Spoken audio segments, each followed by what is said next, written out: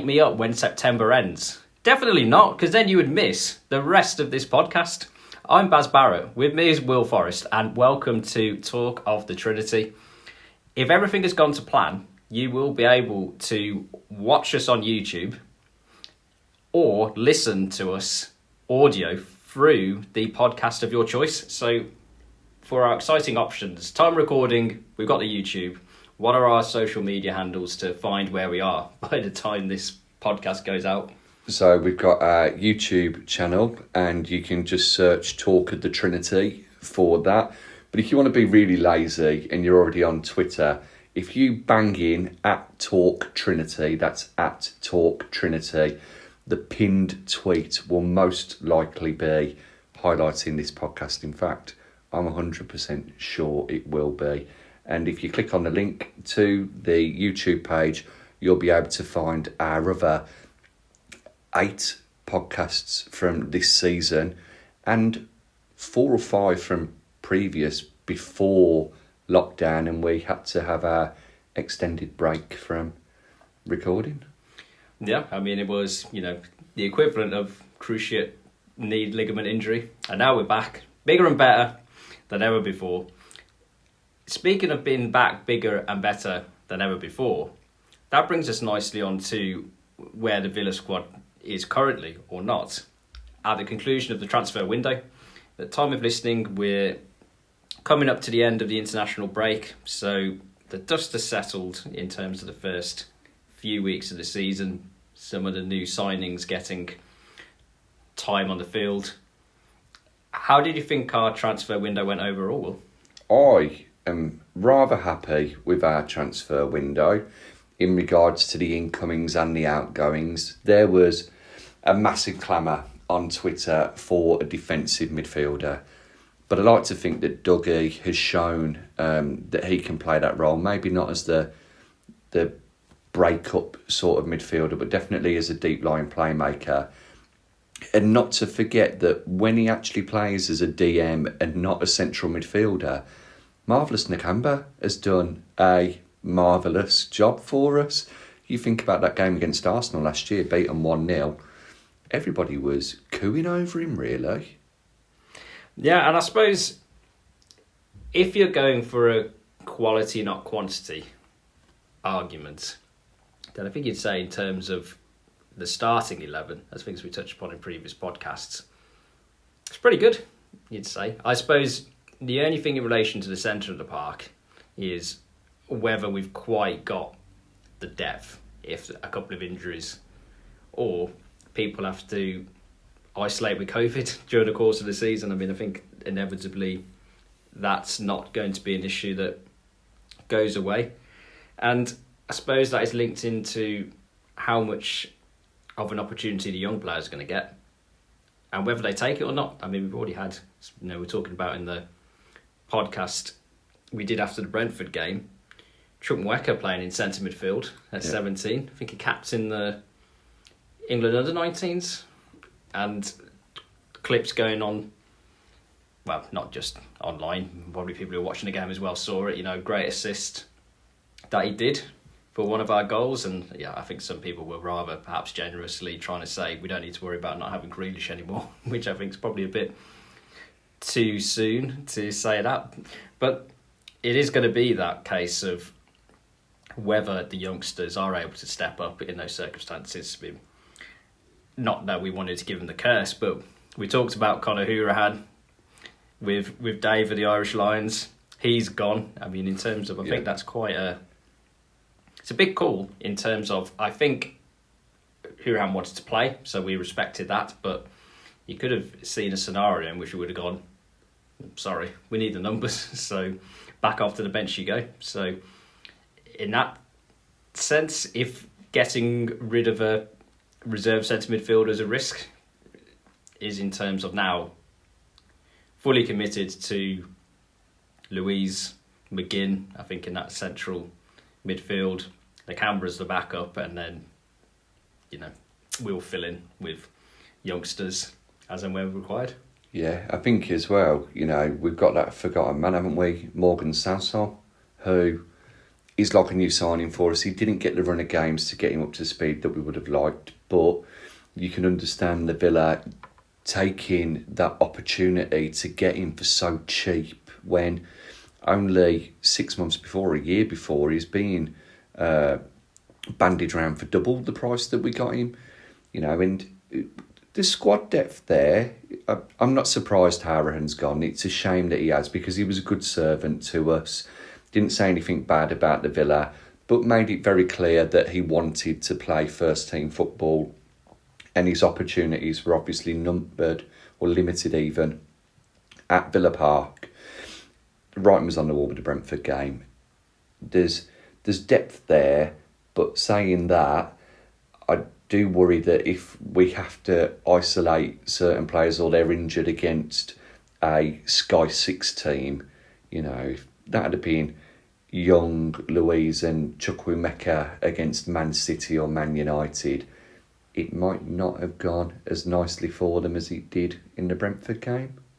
Yeah, and I suppose the flip of the argument about whether the youngsters are ready is got to throw them in, see what happens. I mean, in terms of Sanson, look good for the under 23s. I mean, whether that translates to the heat of Stamford Bridge or Old Trafford or the new Tottenham Stadium, where we have to go away over the next month, time will tell.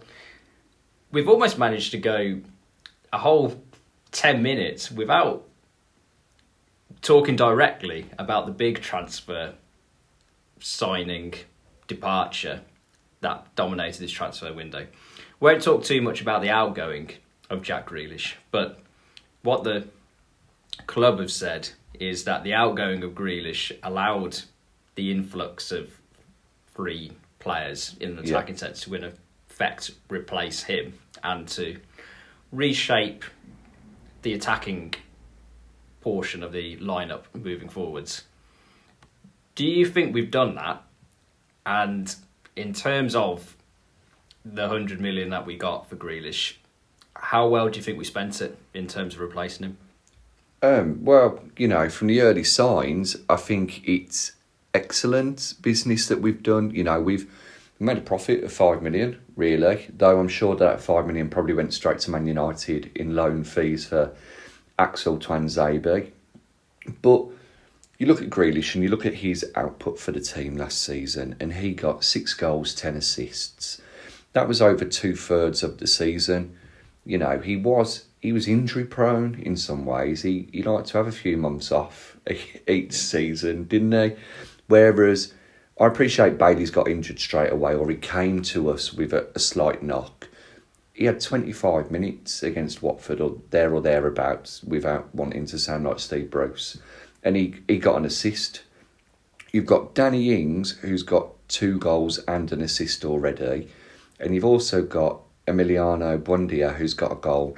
That's 5 goal contributions, which is already a third, pretty much, of what Jack Grealish offered for us. So if we can keep them fit and we can keep them firing on all cylinders, then they're going to be 3 great signings who I feel that come the end of this season will really have bedded in to the team. It'll be interesting to see the formation we play and whether Dean Smith thinks, well, we signed these 3 players, so we have to play them, or whether he sticks to his word of, this is our 3-year plan. By the 3rd year, we want to be having players who are going to help the squad. Because, questions like who starts out of Danny Ings or Ollie Watkins in a one up front, or do you put Bertie, Emmy or Leon on the wing? And there's other players to come in as well. Jaden Philogent's Bidace, I appreciate we haven't signed him, but he's showing something. He's not scared. He can add to the goal contributions as well. So, yeah, I think 3 great signings. Who'd have thought that Leon Bailey would join us? Very much a football manager signing, and I think Danny Ings is as well. Emi Buendia, yeah, why wouldn't he join the Villa after playing for Norwich? But those other 2, they're the signings that pack a punch. Danny Ings is very much a marquee signing, in my opinion. the biggest signing since Darren Bent. Yeah, I mean, in terms of a signing, you can never guarantee goals in a centre forward. No. But for consistent performance when he's fit, and I think that's the big thing with things about injury issues in the past. Looking good for Southampton since he's been there. Hopefully that will continue with us. You mentioned there in terms of sometimes there might be the dilemma between whether to play Watkins or Ings up front. In terms of the striking options we've got at Villa, it really is them two. Obviously, another outgoing was Wesley. Would you have liked to have seen another striker in? Or do you think, again, the younger players we've got, obviously Archer scored a hat-trick in the League Cup, do you think we've got sufficient in the youth team to be able to step up in the scenario if there is an injury? I think with the injury to Davies as well, we were maybe a little bit naive not getting another striker in, but my hopes would be that Dino saw enough from Cameron Archer, because from what I understand, Cameron Archer wasn't really in the conversation come the start of the season, but he did really well in the training camps that they had and in the fixtures when they went abroad and he was training with them. Dino seems to like Keenan Davis, and he's a handful. He got one of my favourite goals of last season against West Brom. But I think come January he needs to reassess that again, and we're probably, with Wesley not being here, we're 3 signings short, I would say, of being a very strong team. I mean, if you can get a striker in on loan, or an older striker who gets a 6-month contract or 18-month contract, so that then next season you can let Davis or Archer go out on loan, I think that helps. We're a right back short, because I did a Twitter poll. It would now be earlier in the week, if you're listening to the podcast, where it said who plays right back, Matty Cash or fuck knows, because we don't have anyone else. Kessler went out on loan, so you think Gilbert's going to stay around, but then he went to Strasbourg again. And I also feel that we're a goalie short. I'd love us to get Sergio Romero in. I don't know what you think about the strikers, right backs and goalie options or anything else. I think in terms of the attacking players, you can make arguments about whether we're short or not. I think in terms of where we go to the defensive end of the pitch, I think it's clear we're short. In terms of, I was surprised in a sense we got rid of Gilbert because he was our second choice right back, and as we put in the Twitter poll, it's difficult to think of who else plays there if Cash is injured. Not surprised in the sense that for whatever reason Smith doesn't appear to quite rate him. There was talk for quite a while that he was going out. Yeah. So in that sense it wasn't a surprise.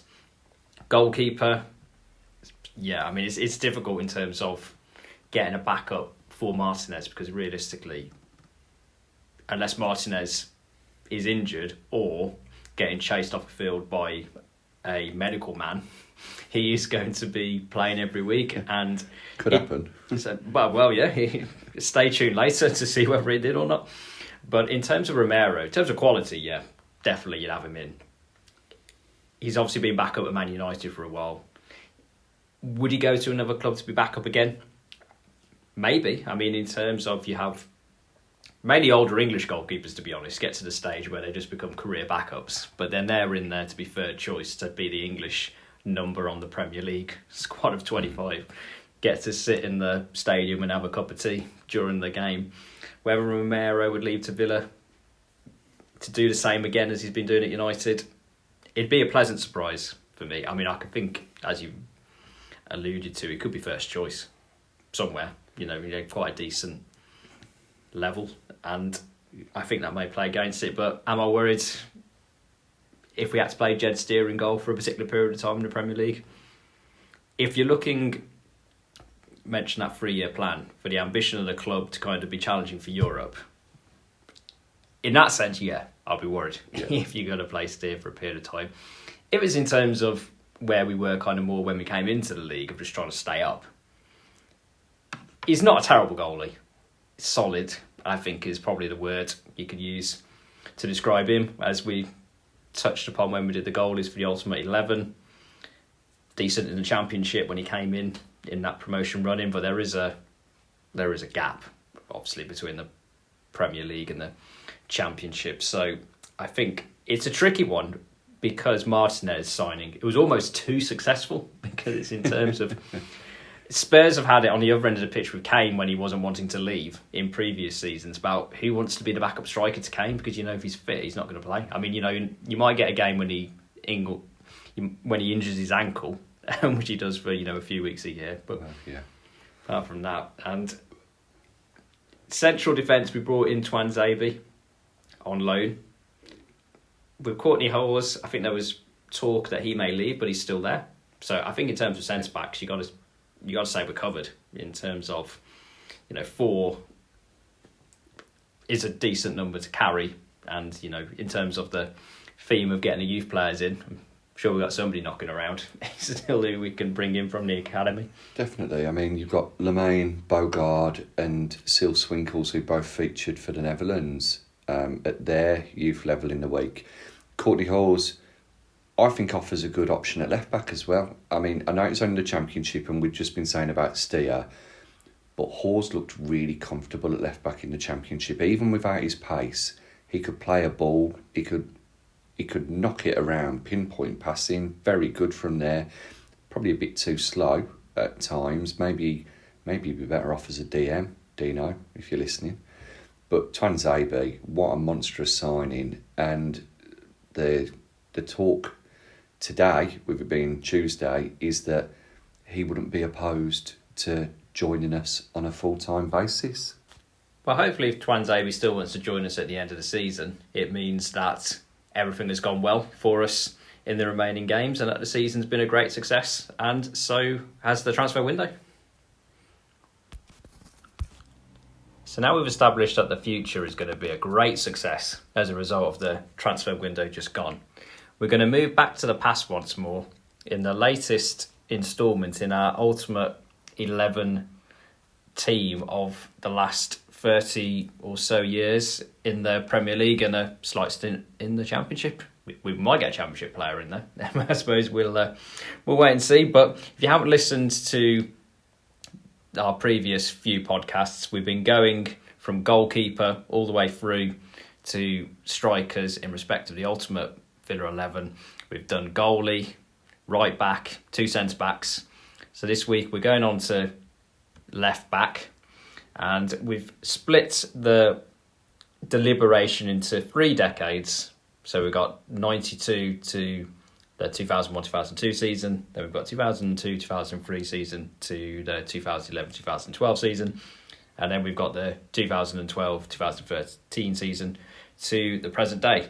And we're going to put forward a player for each of the decade as the best left back, and then we're going to pick the ultimate one for the ultimate left back. I mean, the only consideration is they must have played for Villa in the Premier League as a permanent signing. So loan players don't count, although some will get an honourable mention as we go through the decades.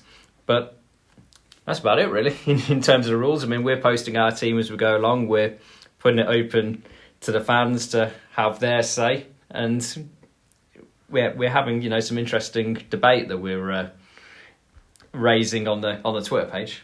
Yeah, it's not been too different on the @Talk Trinity Twitter page when we've done the polls for the followers there. They obviously went with Emi Martinez as goalie, whereas we went with Mark Bosnich. Maybe we're a bit older than them and we can remember those League Cup shootout heroics, and also that goalie kit, because that's the greatest goalie kit of our time. Yeah, well, certainly caught the attention of Mark Bosnich, because he's your number one fan now, isn't he? Mate, he follows me, yeah, too right. I've printed that picture off and framed it. It's in my wallet. It's over the picture of my wife. But there we go, such is my love for the Villa. Well, hopefully, if you have got it signed, it was signed by the man himself and not, unfortunately, by an imposter. No. No, I mean, and then I think for the rest of the team, we've agreed with the followers. Mark Delaney at right back, Melberg and McGrath as our centre backs. We've surprisingly been agreeing, because we don't always agree on all things Aston Villa. Who knows? Maybe the run ends here on the left back. Well, we'll see. And if you listen to our previous podcast on the right backs, I think the overall common theme was it was a bit of a struggle in terms of trying, to get a plethora of right backs in terms of for consideration into the Ultimate 11. It was more difficult for left backs, I think. So I suppose with that glittering intro into the world of Villa left backs in the last 30 years, we'll go on to the 90s. 90s left backs, early 2000s. Yeah. Probably without wishing to preempt what we're going to be happening and discussing moving forwards, arguably the golden age of left backs in the Villa Premier League era. So who have you got for consideration for the 90s, early 2000s?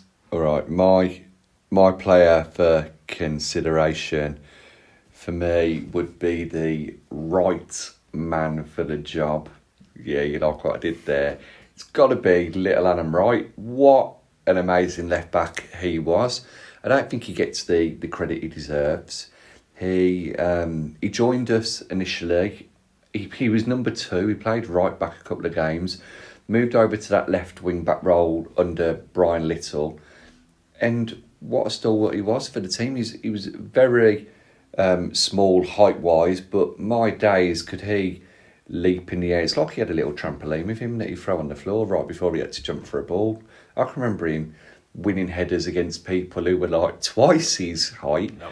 And not to forget with him, that goal against Middlesbrough, the very first time, flicked it up and he's hit it on the volley and it's going outside the post and bends in. And I think, the biggest endorsement that you can have for Alan Wright is that when he was signed at the time, we were allegedly offered Roberto Carlos, and the manager went, "No, I've got somebody better than him. We're signing Alan Wright." I think that's what Doug Ellis said when he found out what the respective wage demands were. He was like, yeah, don't need that Roberto Carlos. But yeah, certainly a testament to his endurability, really. I mean, in terms of, he didn't score many goals, but what a cracking goal that was, as you mentioned. Also in terms of, joins us in January 95 from Blackburn. Blackburn go on to win the league that season. So, Good. A slight difference in terms of relegation battle at Villa Park as opposed to parading the Premier League trophy at Ewood Park. But yeah, part of that team under Brian Little that put a bit of swagger really back into Villa. I mean, only be in the Premier League for a couple of seasons and we started off quite well. Real danger of relegation, fell apart quite quickly. But for the next few years, I mean, we won a cup, obviously League Cup 96 against Leeds. Going back to being a decent, solid team near the upper reaches of the Premier League, really, and kind of back onto the road of thinking, yeah, just a bit of a minor blip that one season, and kind of he was a large part of that. I have very fond memories of him. I remember wanting him to break into the first team, and it was at the expense of Steve Staunton, I believe, at the time, if I remember rightly. But some of those goals, I remember a free kick, I can't remember who it was against, absolutely beautifully placed into the top corner. And not to forget, that game where we played Tottenham, Dion Dublin's return from injury, I think it was, and we beat them 4-2.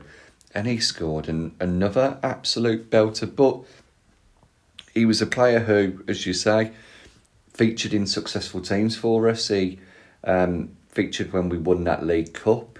He was, of course, in the team when we lost the FA Cup final as well.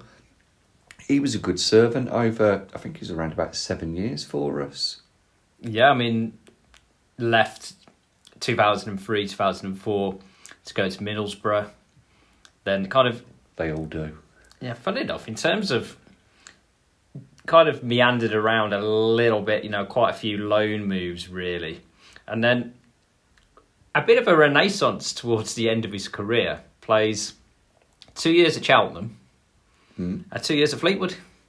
Kind of a regular contributor to those teams. So, over 600 games in a career. I mean, that's not bad, in terms of demonstrating his just ongoing, ability just to, keep putting in those solid performances.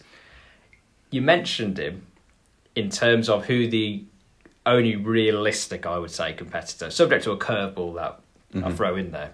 I think the only realistic other left-back you could have from the 90s, early 2000s would be Steve Staunton.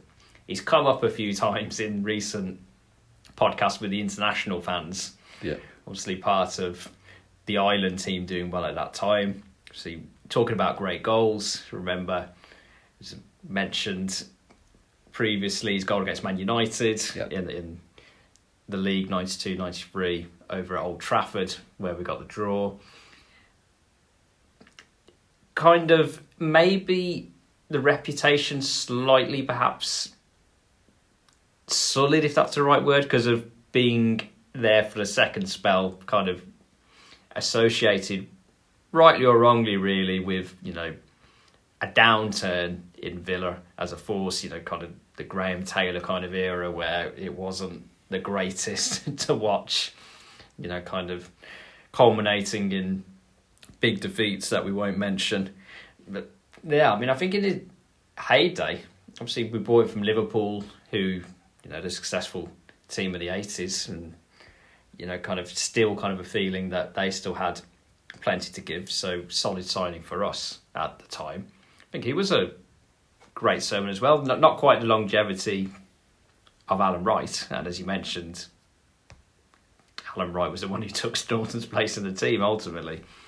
But yeah, also you mentioned in terms of cup competitions, Staunton left back from when we won the League Cup against Man United, so they've got one each kind of in that category. But yeah, I think a really solid player, and one whereby forever linked with, kind of the Irish contingent that Villa had in the 90s. I'll be honest with you, I can't really fully appreciate Staunton's first spell because I wasn't following the Villa really then, though, speaking to Dave at the Irish Lions, speaking to Liam at the Qatar Lions, they spoke very highly of him, as have you previously to me. I remember him for that second spell and that awful AST shirt where it came down into a V-neck, though we didn't do too badly that season, to be fair. But I think, he obviously had a lot to offer. He scored that great goal against Man United. He scored a few thunderbolts for us. I sort of remember seeing one at Highfield Road against Coventry as well. There's not many left-backs to choose from, are there, really? I mean, you've got Brian Small, Phil King, who will always be remembered for that penalty against Inter Milan. Najwan Graib, who didn't really set the world alight after joining from Hapoel Tel Aviv and then going back there. J. Lloyd Samuels, emergent, probably more so in the next decade. And of course, the one player who you sort of think, well, can we really pick him as left back, or do we put him somewhere else? Gareth Barry. Yeah, I mean, that was the curveball I alluded to earlier, because I think one of the rules we didn't cover at the outset, which is great because we can make them up as we go along. Although this one we didn't make up as we go along, because you can only be considered in one of the decades, and you can only be considered for one position. Yeah. So you only get one shot in terms of making it into our ultimate 11. I mean, it's the ultimate 11. You can't make it easy for you. So Barry, more left back in the early part of his career, which would fall into this decade for consideration. I suppose we've got to make the decision: are we throwing him in for consideration at this stage, or are we saving the Gareth Barry chip for centre midfield later on in the series? For me, Gareth Barry was a centre midfielder for the Villa, or he was a midfielder for the Villa, because he played left mid for a little while as well, didn't he? Sort of went from left-sided centre-back to left-back to left mid into centre-mid, and without going into too much detail, I remember seeing him in the team sheet as centre-mid. I think his first game centre-mid was probably Portsmouth away when we lost 2-1. He was captain. He scored a penalty and got sent off. Though I could be wrong there. I did my research before and thinking, why on earth have you got the slowest player in our team in centre-mid? Phenomenon, really, for me. I wouldn't count Gareth Barry as a left-back. I'd say in terms of, for a player who broke into the team, left-back, centre-back, defensive mainly, working his way up through the team kind of close to the goal. Normally you go the other way round and you normally start attacking and then work your way back towards the defence. But I would agree with you in terms of, if you're thinking of the iconic Gareth Barry at Villa, it's mainly as part of that Martin O'Neill midfield, centre midfield, James Milner. So I think that's where we'll leave him in terms of consideration in our Ultimate 11. Whether that's enough to get in there, because, you know, it's a real tough competition. It's certainly more competitive to get in the centre midfield than left back, I think I'm going to say. But we'll see if Gareth Barry thanks us later for skipping over him at this stage. And as you said, slim pickings in terms of left backs in the 90s. I mean, I think I agree. Brian Small didn't play very much for Villa really in the grand scheme of things, but like Alan Wright, I think he played a few games at right back mainly. So I mean, I think if Brian Small gets the call, he's playing wherever. But sadly, he's not, unfortunately. And ordinarily at this stage, we'd pick one player from each decade, as we said.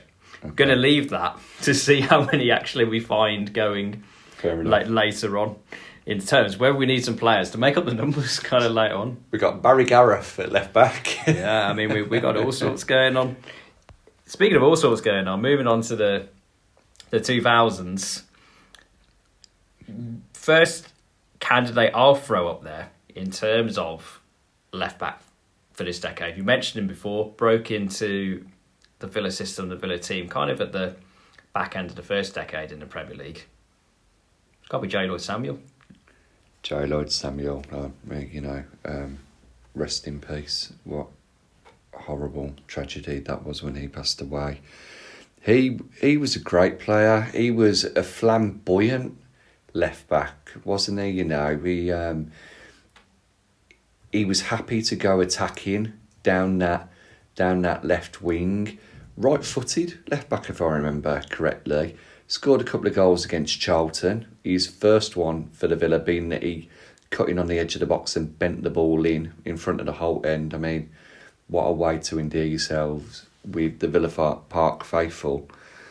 J. Lloyd Samuel was also, I think, a lot of people's, one of their favourite players. He was a fan favourite. Scored in that 5-4 aggregate semi-final defeat to Bolton as well. I think he scored in pretty much injury time. I remember being at that game with you and another lad who did a David Bread dance when Thomas Hitzelsberger scored.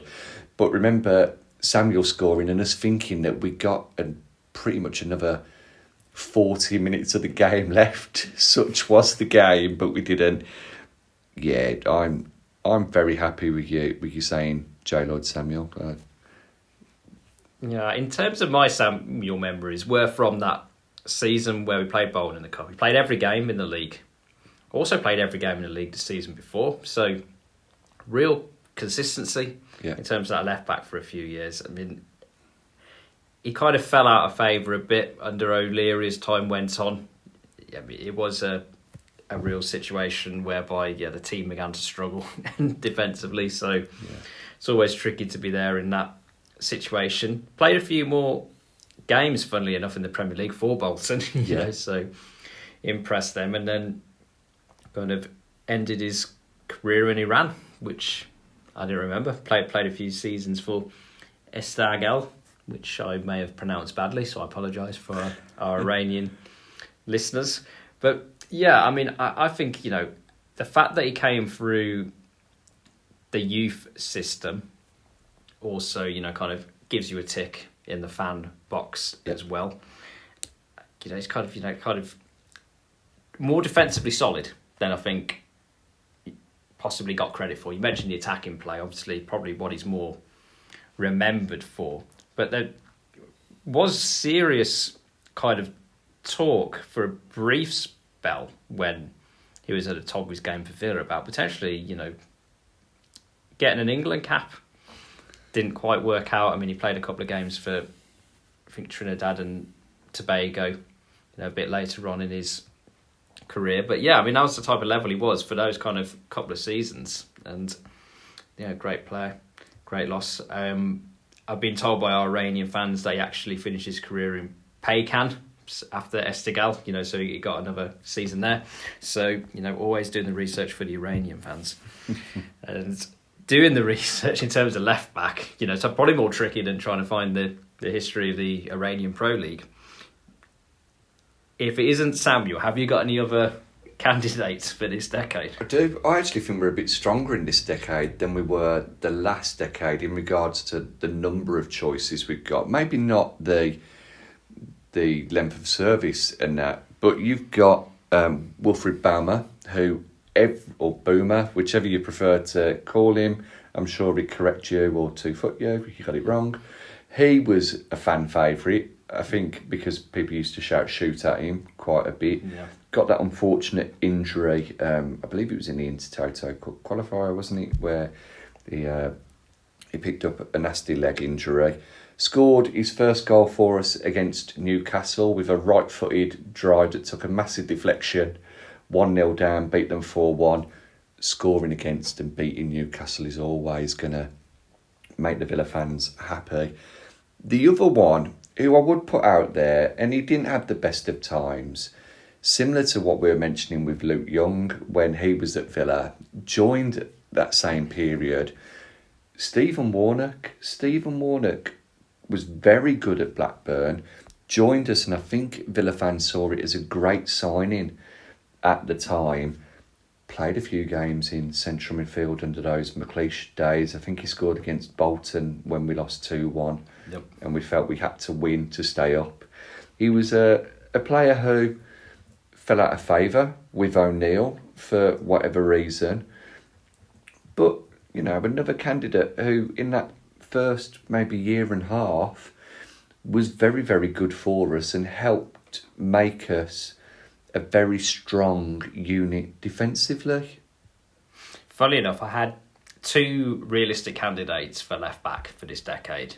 One we've talked about in Samuel. The other one was Warnock. For me, I think there's only really those two choices. Boomer could have been great, just injured. Yeah. Too often, I just wasn't able to get the run in the team. I mean, in terms of the Warnock era, almost in contrast to Samuel, I think most people would say he played for Villa longer than what you think he did. Yeah. For Warnock, he played for Villa less than what you think he did. In terms of full seasons, really, 2. One of them was the Warnock. One of them for Warnock was that season with McLeish, where he scored against Bolton, and people. Sadly, I can't erase that from my memory because I was there. But the only other season for league appearances where he played more than 20 games was that first season and get into the cup final. I mean, in terms of Premier League appearances, goes 30, 19, 35. He scored against Blackburn, didn't he, in that semi-final that we won 6-4 at home. He got the first goal, if I remember rightly. You say in terms of Warnock scored 4 goals for Villa, and we've already knocked off 2 of them, kind of straight off the bat. So, a real kind of indication, coming up at key moments. And also in terms of that first season, he went to the World Cup in the England squad. Yeah, he did. He was a good player for us. He put in some good shifts. People forget how good he was because of the period he was in, and he came in to replace Nicky Shorey, if I remember correctly, 2 or 3 million signing from Reading, who was decent. Maybe he was the same time as Luke Young signing rather than Warnock. He was decent, Nicky Shorey, but he never quite lived up to the potential that he had on his shoulders because of how well Reading did when they initially came up to the Premier League. Yeah, I think big things were expected.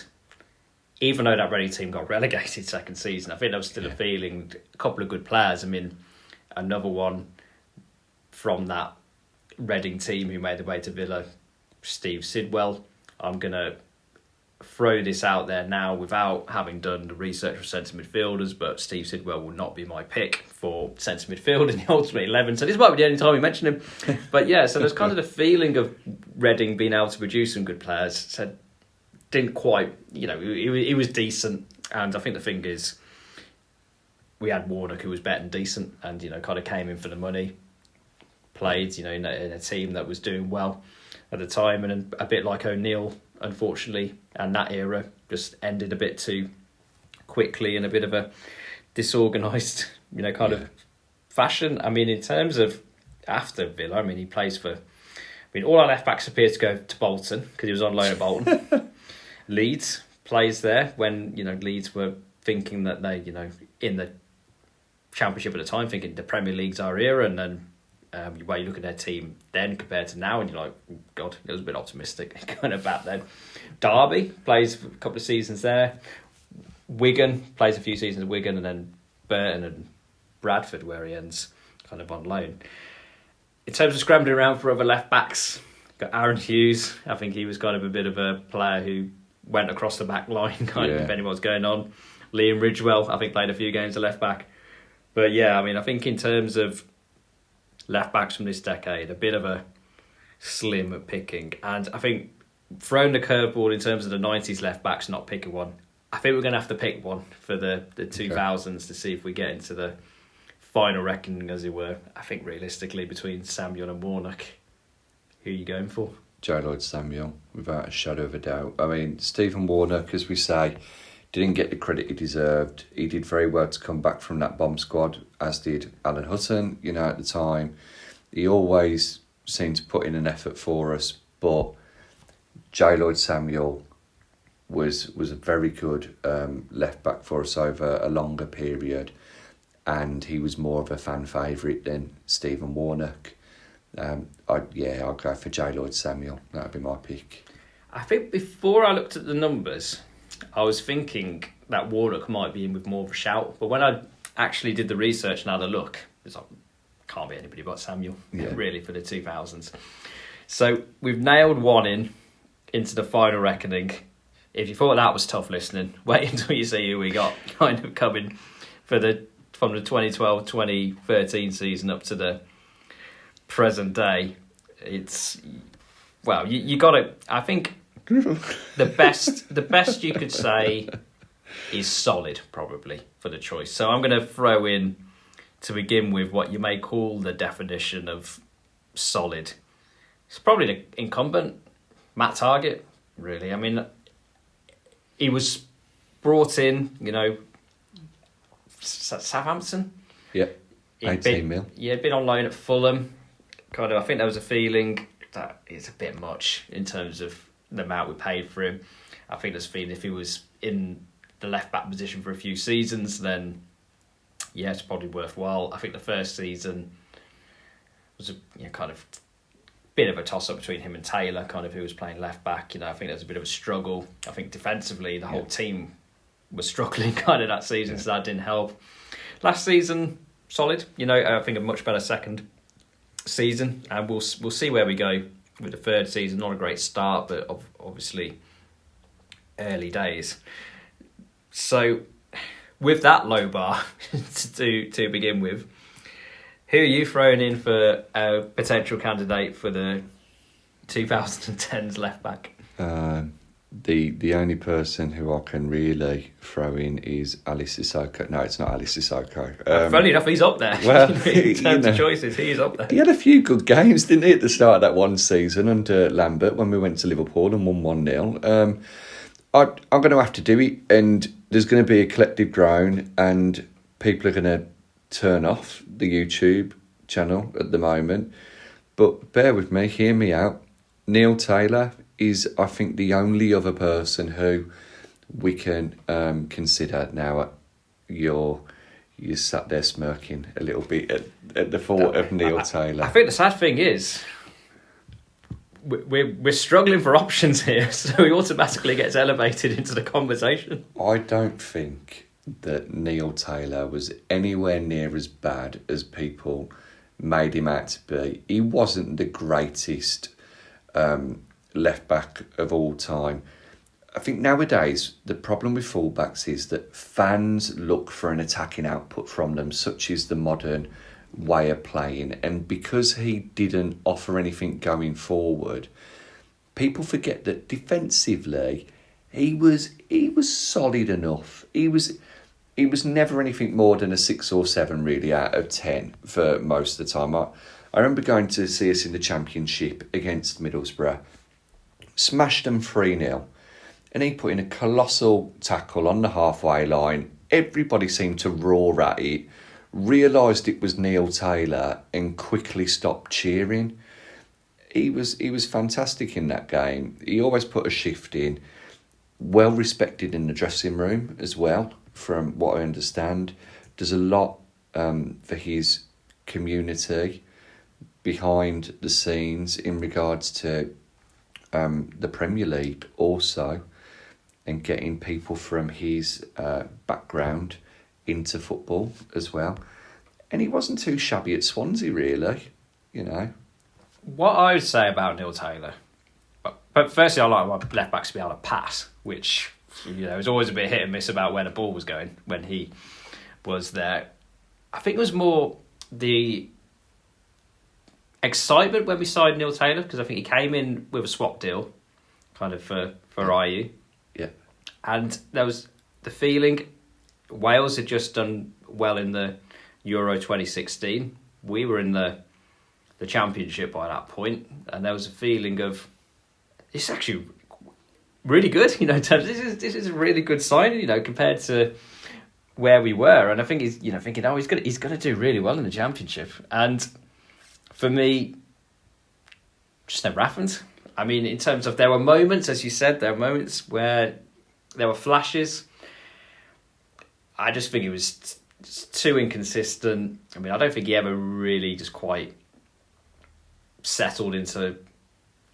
Unfortunately, we were in the Championship. I don't know if he quite got his head around, you know, kind of, you know, the heights of, you know, the being in the Premier League and Wales, and then having to, you know, go back into the Championship. Whether it was his decision to join, maybe not. I think it was disappointing that I think he could have been more consistent. It could have been a lot better. And I think in terms of that kind of, and that's happened again, you know, in terms of somebody coming in with promise and not quite delivering it. I mean, in terms of, you know, he's a solid squad player when you're in a Championship.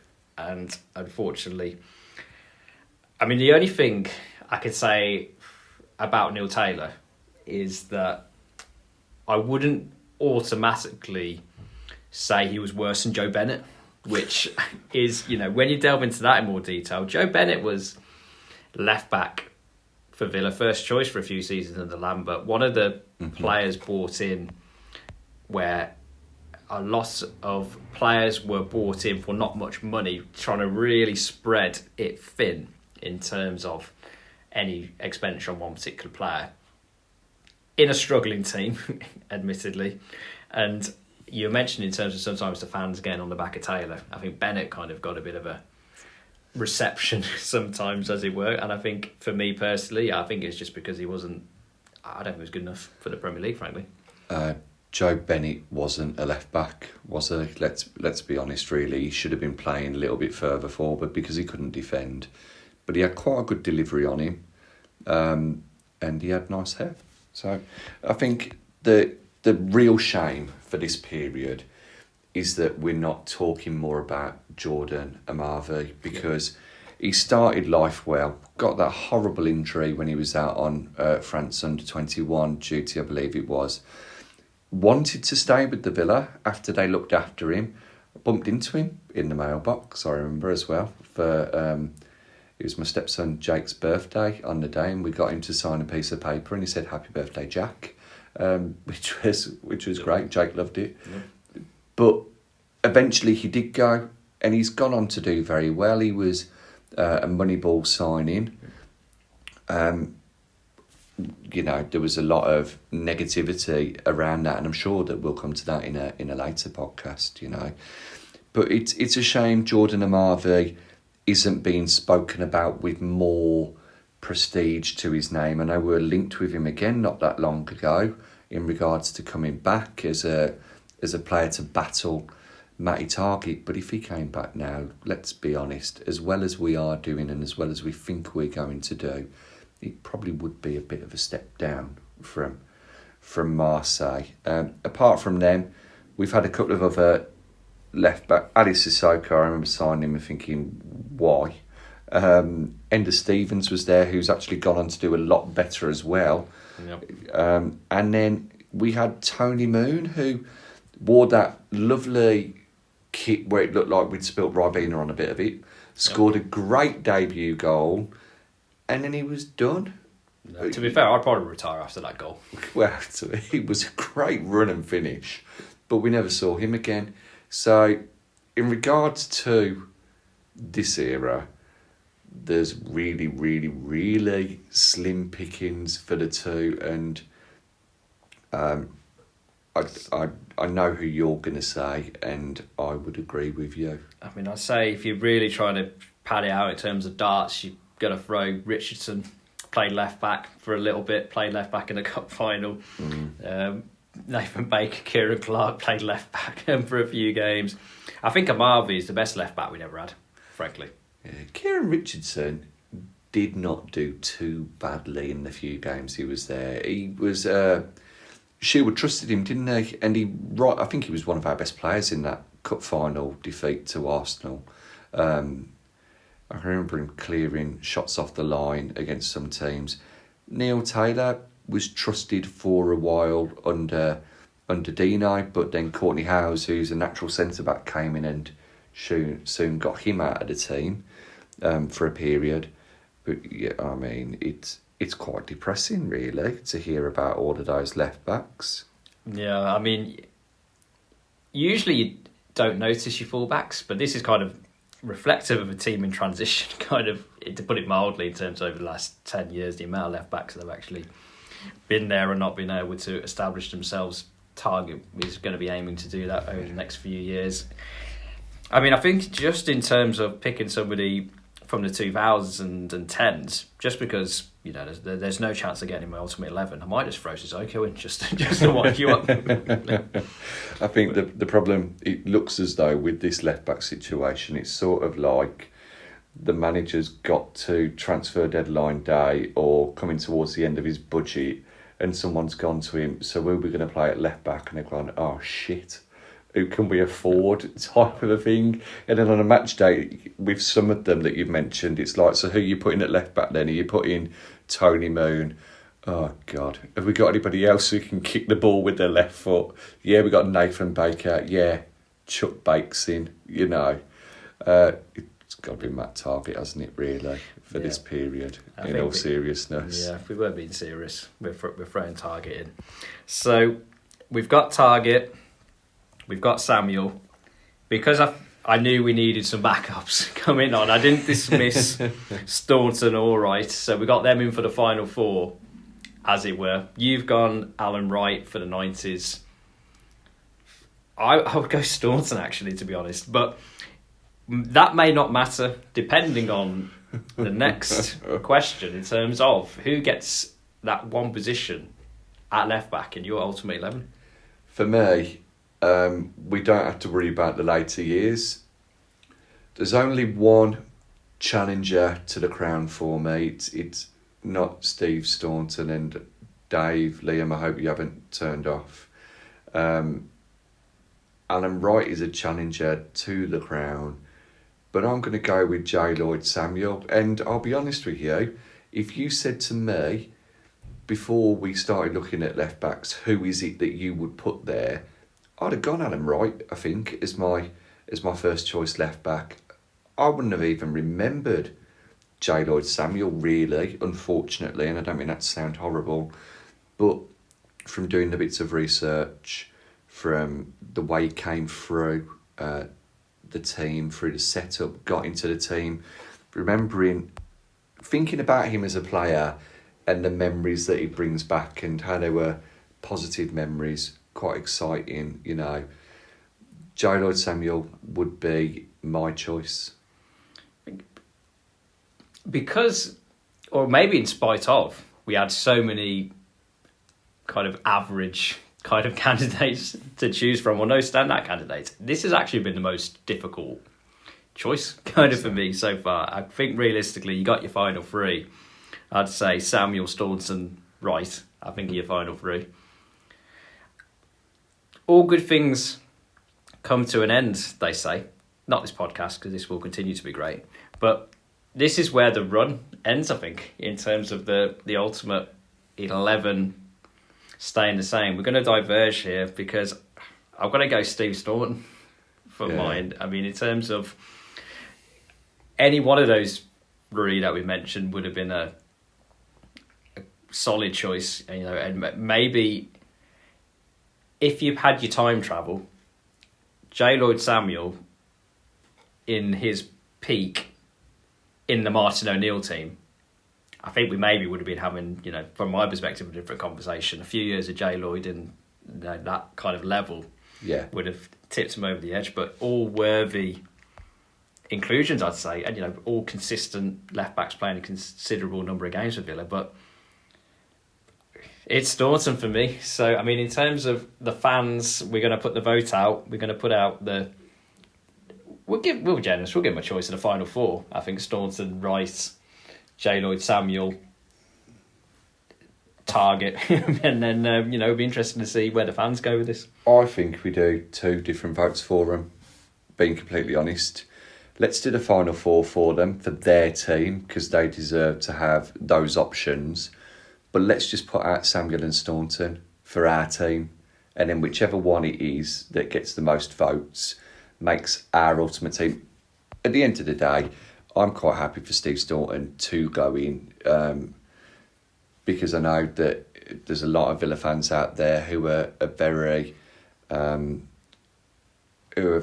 optimistic and positive when they talk about him, whether he signed photographs for them or whether they were forged. Listen back to the Qatar Lions interview. I mean, I stand by Samuel. As you know, I live and die by my sword. But why don't we put out 2 votes for him? Let's put out Staunton and Samuel, and whoever wins that one gets our place, and whoever wins the other one with the 4 choices gets the place for the fans team. Does that sound okay? Or do you want to put Staunton in on this occasion? And if we have another time where it's between 2, I'll get the vote. No, I'm happy to go with your suggestion. We'll go for the final 2, whoever gets the most votes out of that. I mean, I think it'll be a good exercise for us to see how many of the Irish Lions fan base are listening after the podcast we did with Dave to see how many votes we get there. But yeah, we'll have the final 2. Whoever wins goes into the ultimate 11, and then we'll see how that matches with the fans' choice. Yeah, definitely. I mean, it'll be interesting. So, who makes it into the team to help protect Bozzy and lines up alongside Mark Delaney, Olaf Melberg, and God himself? Yeah, I mean, we will sit back and see what the listeners have got to say. Nice one. Moving back to the present day now, and we have, as we've maybe mentioned once or twice earlier on in the podcast, got the small matter of a nice, easy away game against Chelsea coming up next. So Saturday night under the lights on Sky Sports. So our first game on Sky this season, apart from the cup games, our first game in the league. What a game to introduce the Premier League fans to Aston Villa 2021-2022. Well, what are you thinking about this game? Looking forward to it? Trepidation? Mate, it's going to be a cakewalk, innit? You know, what have the champions of Europe got on the pride of Birmingham?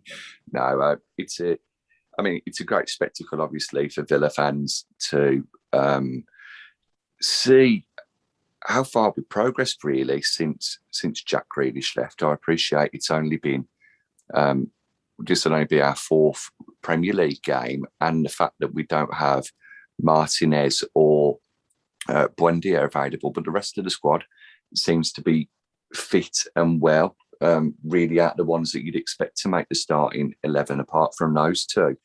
So I think, as Dean Smith mentioned in his press conference, it's going to be a good barometer for us to see how well we handle one of the top title contenders. You know, we could get spanked 5-0, you know, but we could also maybe pull an upset out of the bag and get a draw or nick something. Would you say it's almost a good thing that we're not full strength? I mean, that sounds a little counterintuitive to begin with, but if we were, so you mentioned Martinez, Buendia, there's a couple of fitness concerns about Traore, for example, may or may not be fit, but being as though it's not going to be what we anticipate the first choice 11 will be when everybody is fit. The fact that it's a bit of it's not a reserve team, not full strength, means that if the result doesn't go our way and it is a comfortable home win for Chelsea, at least we can say, oh, well, it wasn't full strength anyway.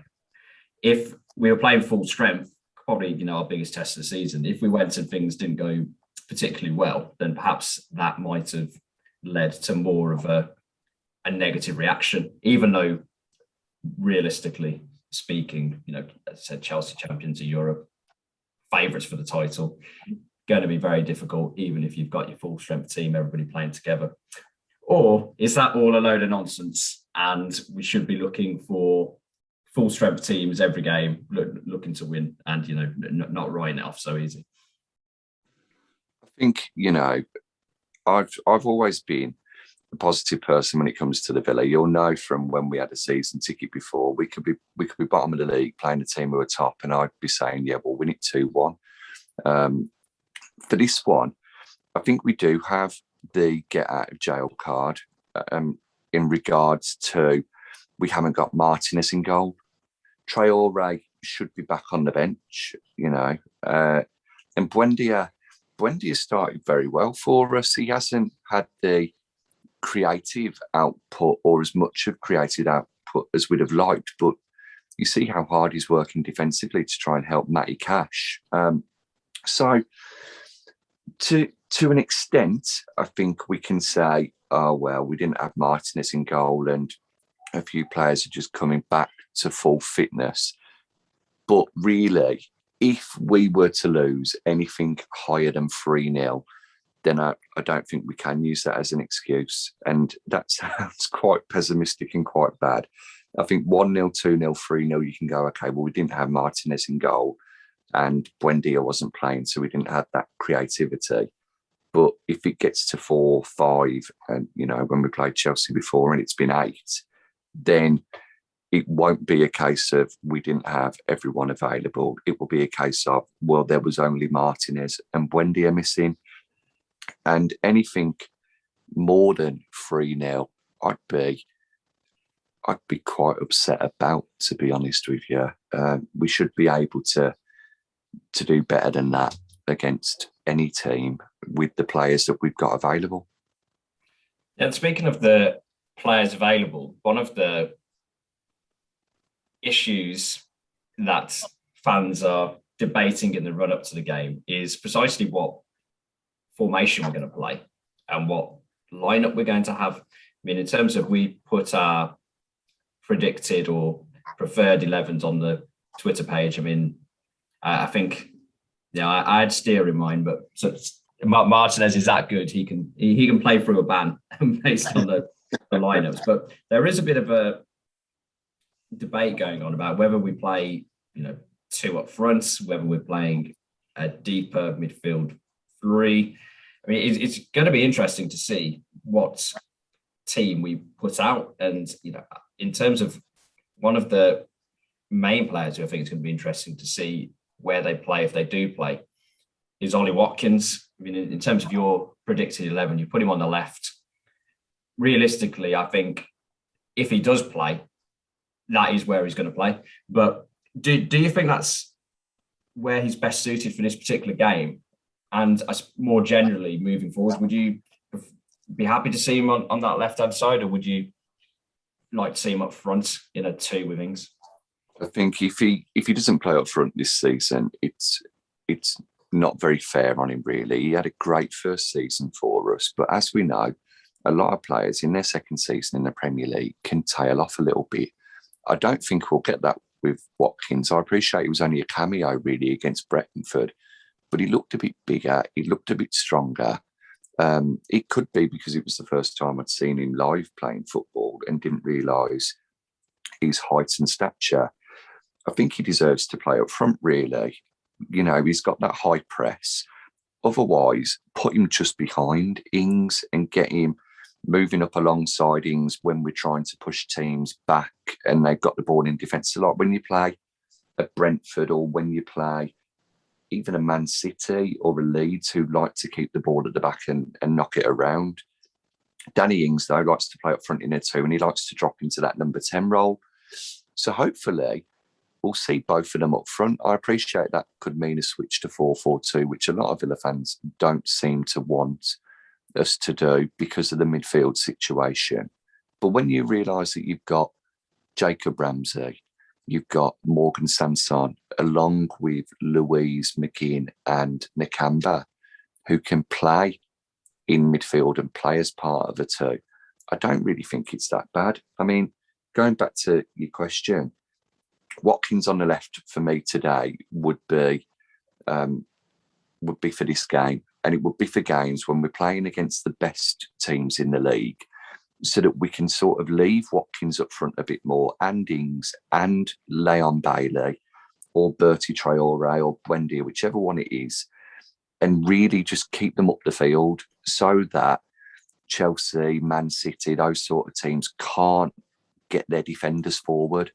They won't be thinking, oh, it's okay, we'll leave our 3 centre-backs back to mark these 3 forwards.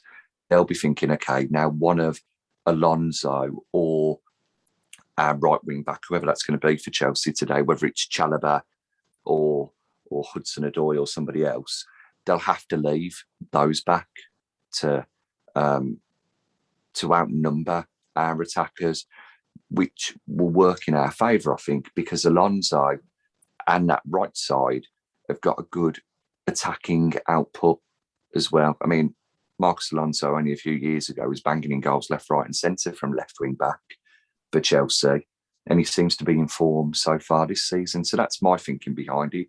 You put those 3 up, leave them up front, and you hopefully sort of hit them with counter-attacking balls forward. Yeah, I think definitely for these type of games, having Watkins on the left wing does have that advantage, as you said, of being able to press. And especially for a team like Chelsea, as you mentioned, those wing backs getting forward. If you end up in a situation whereby you pen back in your own half, then it's going to be a long evening in terms of that. So yeah, I'd agree. It allows us flexibility in terms of horses for courses, in terms of team selection, depending on the opponent, which we didn't have last season. We'll see how it works today. Looking at Chelsea briefly, I think there was hope that Lukaku wasn't going to play. There were some rumours earlier in the week, but looks like he's going to play. I mean, I think that's going to be a real battle. Lukaku, if it is Mings and Konza playing, the slight injury doubt over Konza, but whoever is playing centre-back for Villa this evening, certainly going to have their hands full with Lukaku. Most definitely. You know, I wouldn't be surprised to see either Twanzebe or Courtney Holes playing ahead of Konza if Konza isn't fit. Though Konza's been featuring in the photos of Villa training, which has been pointed out to us on the Talk of the Trinity Twitter page. God, I got my words mixed up then, didn't I? Though, does it? I mean, from the team that I've said it might be, I think there's quite a few questions over starting positions as well. I'm not sure what you think. I mean, if we had that 3 in midfield, does he put Nakamba into defensive mid so that the other 2 can be more 8-like in their style of play? Does he put Twanzebe there so he can drop in to make a back 5? I wouldn't be surprised, you know, to see Target start off at left back and Ashley Young in front of him, and then maybe Ollie Watkins on the right wing with Danny Ings up front. There's so many questions, and it's actually nice that we can't predict what the team's going to be. But Lukaku is going to be a handful. If we're preoccupied with him, the problem we have is that Kai Havertz and Jorginho and other players will cause problems for us. I mean, Lukaku isn't their only danger man, is he?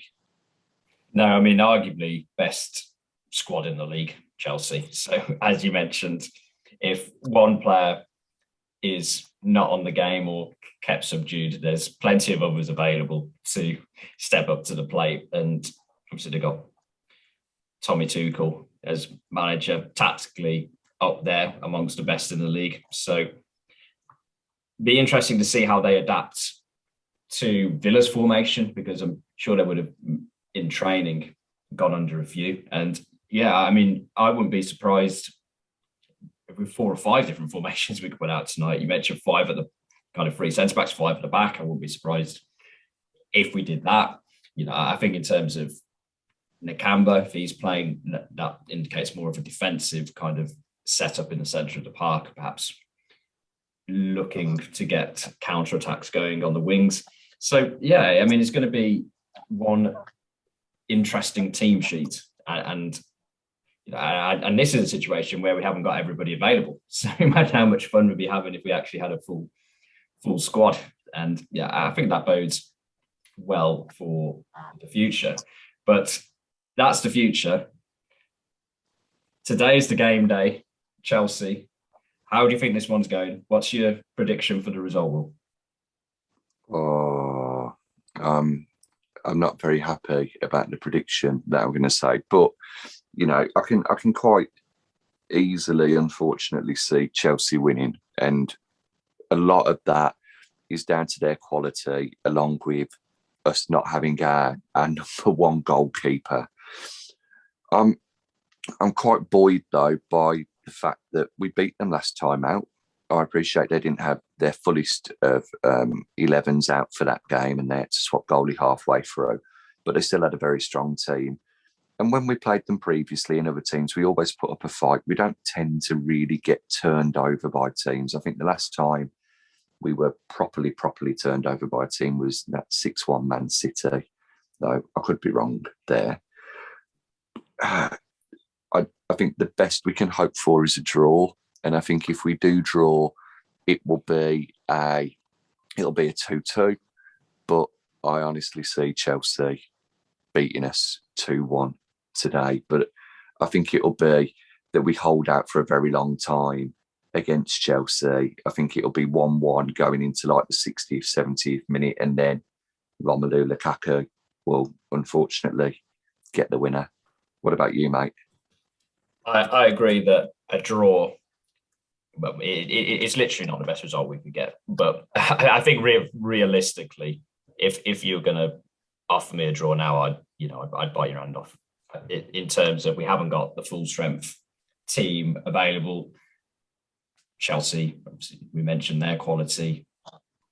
I think it's not a game that's going to define our season, unless it turns into, you mentioned kind of 6-1, unless it turns into an absolute car crash of a game. I think it's going to be one whereby, as long as we give a decent account of ourselves, you mentioned in terms of keeping it tight early on, dragging the game into the second half level, I think that's going to be our realistically chance of success here. I mean, Chelsea get into their stride very quickly, and when they do, it's very difficult to turn the tide.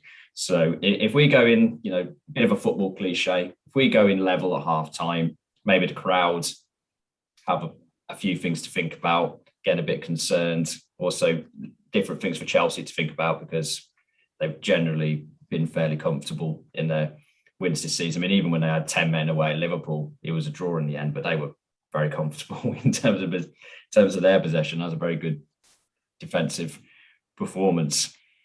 So I think for us, obviously we were touching on it next week. The big game for us coming up is Everton. So I think in terms of Chelsea, if we can get anything at all, that would be great. But I think realistically speaking, just because we haven't quite got the consistency yet in terms of selection, we haven't got everybody available, we haven't got everybody fit yet.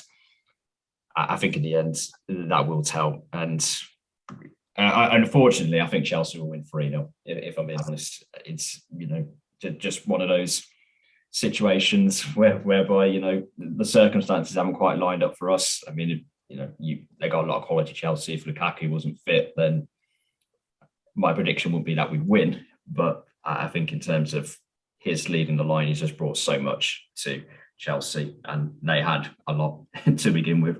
So I don't think it's going to be our day, unfortunately, but it's not going to be a situation where you can get particularly downhearted, because I think there's bigger challenges to come for Villa, not necessarily in terms of quality of the team, but in terms of if we are going to finish where we think realistically we should be aiming for, then these aren't the type of games where we're going to be judged as a free hit. And even if we do lose, we'll be back again in the cup in a couple of weeks. So we get to do it all again.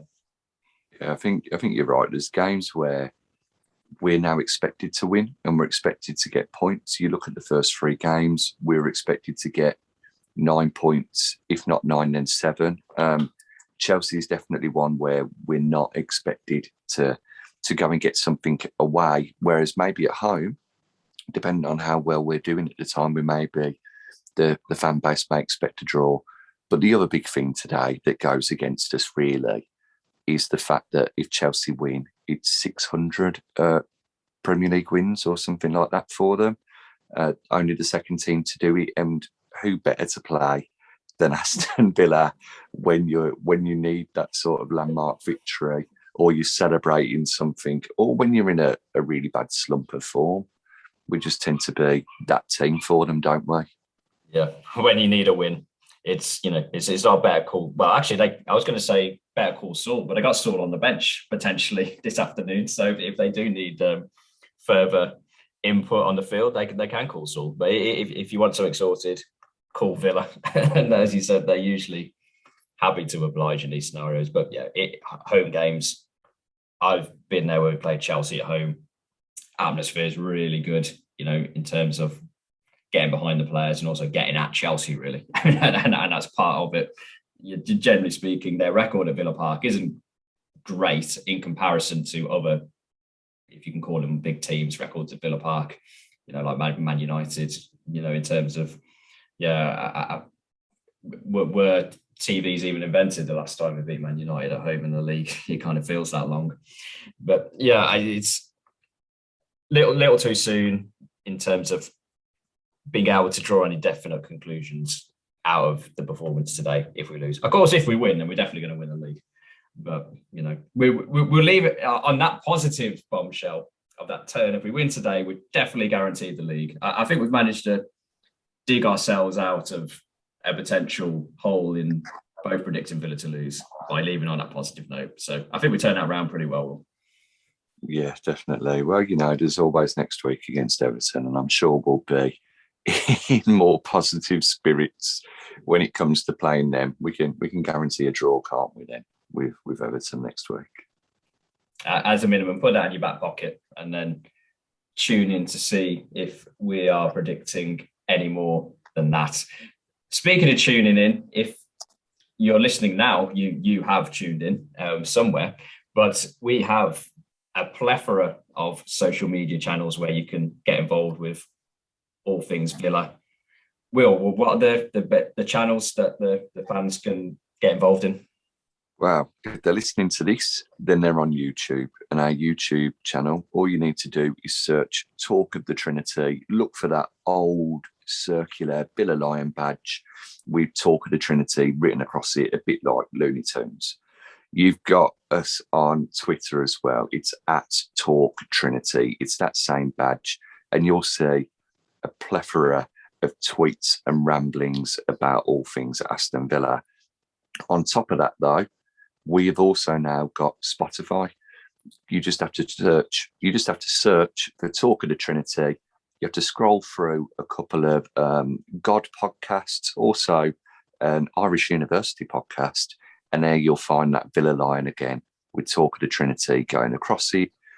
Have a listen on our Spotify at the moment. We've just got our ultimate team selections with our left back one to be put on, which you've just heard our choice. But yeah, those are our current platforms, with more to come, hopefully within the coming weeks, and not just more to come from us, but more to come from a fully fit Aston Villa team as well. Yeah, like the Villa team, we are onwards and upwards, expanding our degrees of greatness, and but by the end of the season, we will be fully rolling and celebrating that championship win that we promised you all. So good times for the Villa, good times for Talk of the Trinity. Cheers for joining us today, and hopefully we'll be with you again soon. Hope you enjoyed the game today. Up the Villa. Up the Villa, nice one.